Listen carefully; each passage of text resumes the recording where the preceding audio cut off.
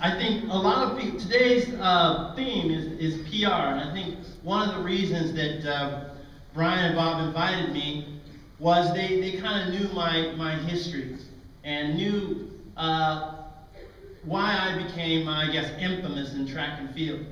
I am not a gold medalist in the triple jump at any Olympic Games. You have several gold medalists here. It's pretty impressive. I'm impressed with them. Yeah, I set a world record. That was pretty cool, but pole vaulters can set a world record, you know, every, centimeter? We can't do that. You know, I tried. Didn't work. So I'm always impressed with pole vault. But when we talk about PR, he listed several different PRs. One was, of course, public relations. Another was personal records. Another was personal responsibility. All of you out there, well, not all of you, but many of you are young and quite frankly don't understand what the heck we're talking about. And I understand that, not you guys. You guys are right there, and I'm loving it. But let me just tell you, this sport, when I first got started, this sport was very, very huge. I mean, it was a huge sport, not just pole vault. Track and field was a huge sport, and it was the number one sport in high school. It was one of the top sports on television. We could see it at least once a week, and it was growing. And then all of a sudden, there was a turn, and the sport started going down. And I think it's because we lost a little bit of the PR, the public relations, the promotion of our sport, the marketing of our sport kind of went down. And I think that kind of turned right around the late 80s, early 90s. We're not quite sure what that was. But as I was in the sport in the 70s and 80s, things were pretty cool. We went over to Europe, we had a lot of fun, we made some money, and really enjoyed ourselves over in Europe. We came over here, we made a little bit of money, but it wasn't as much as we made in Europe. Now, as a triple jumper, the triple jump was not that big a deal. Okay, it was like the little redhead stepchild of track and field. So we tried hard, right? We tried hard. One of the things that we used to do is when you go over to Europe, you plan your meets, you go over to Europe, and you try to avoid pole vaulters like the plague, and then you go and you compete at different meets all over Europe. And then you'd line up and you'd get your little per diem or whatever the money is that they gave you. And that was not a lot of fun, but it was something you had to do in order to get paid. Well, one day I went to my first meet. It was in Stockholm, Sweden. Now some of these knuckleheads have already heard this story, so you guys can just go to sleep while I finish this. I had a manager. He went in to set up all the meets because all the meet promoters went to this one meet. It was in Stockholm, and they were planning their meets and deciding which athletes they were going to have at the meet.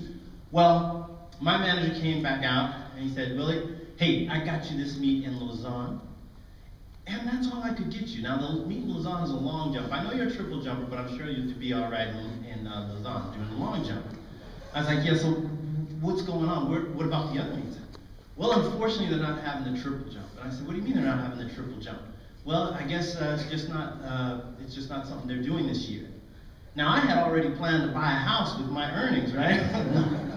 But so I went into this room where all the meet promoters worked. Now, athletes weren't really allowed to go in, but I was pissed. So I went in, I walked up to the biggest meet promoter. I said, "I understand you're not having any triple jump. What's the deal with that?" He said, "Well, let me tell you something. Why should I bring you in and pay you when no one is coming to my meet to see you jump? You are not putting butts in the seats." Simple as that. You're not putting butts in the seats. Well, I was pissed. And I thought, okay, I will show you that the triple jump is the most exciting event in track and field. I will show you that people, yes, they do come see the triple jump, and you'll see that tonight at the track meet. And he said, "Get the hell out of here." So I left, and I was preparing for the meet. It was the same day, so that I was so upset. I went to the stadium early. I went there about 4 hours early, and I just started warming up. Now, there was no one there but the people who were setting up. And I was just warming up and warming up. And I had my, I was just sweating. I had my headphones on, and I had recorded this one song over and over again, because I'm a simple-minded guy. It was Not Just Knee Deep by Parliament Funkadelic. Now, old people, we know that song, right? Young people, go look it up on the internet. And there was a great instrumental in there, and I just had that going in my head, and I just disappeared into the music. Hours went by, and the meet started, and the stadium's filled, and I had my headphones on, and I was out stretching. They got ready for the triple jump. They gathered us all together, and they said, they gave us, the instructions, as they usually do. And afterwards, I told the guys, I said, look, guys, we've got to do something special tonight. You know that we're not having the triple jump in Europe this year. We're not going to get paid. We've got to do something to show them that the triple jump is the most exciting event in track and field. They looked at me like I was crazy. And I could not believe it. The first 8 guys that ran down the runway fouled. Even I wanted to shoot myself in the head. So I got up and I had my headphones on again, and I said, okay, it's my turn. I was like just ready to go home. And I'm doing my little thing, and there was some drunk guys in the stadium, about 5 guys. Heck, this was Sweden. And they had, so they were in the stands, and I kind of looked at them, and I was stretching. Well, it was my turn. I took my sweats off, took my headphones off, and when I get started, I usually look down the runway, clap my hands 3 times, shake my fist, and I go, right? That was my little warm-up. Well, I clapped my hands 3 times, and these 5 drunk guys clapped their hands 3 times. I was like, what the? I looked over at them, and I looked at them, and they just kind of looked back and laughed. So I got back in my position, and they clapped 3 times. I was getting mad. I said, okay, forget it. Shook my hands, I ran down, I jumped 54.8, which was a pretty good jump. It wasn't great. But I was okay. I came back, and these guys were laughing and clapping. I said, okay, right. So I put my headphones on, and I got into the music. I just started, doing my little Willie Banks thing and stretching. And they got into it. And this whole little section where I was, they kind of got into the dancing. They couldn't hear the music, but they got into my dancing. And when it was my turn to get up again, this whole section started, doing that 1, 2, 3 whenever I do it. So and the crowd would, and I was like, oh shoot. Well, we're in trouble now. So I did it again, and they would do it again. And I ran down, I jumped 55.1, which was the Swedish record. At the time, they had really crummy athletes. I came back, and I'm like blowing kisses to these people, and I'm getting into it. Well, this went on for a couple of times, and more and more and more people started clapping. And pretty soon, I didn't even have to clap. I would stand up, and they would just start clapping like this. And I was dancing to the clapping, right? And when it got to be about the 4th time, they knocked off all the knuckleheads, right? Only 8 people left, right? All the crummy guys get the heck out. Grab your shoes and go.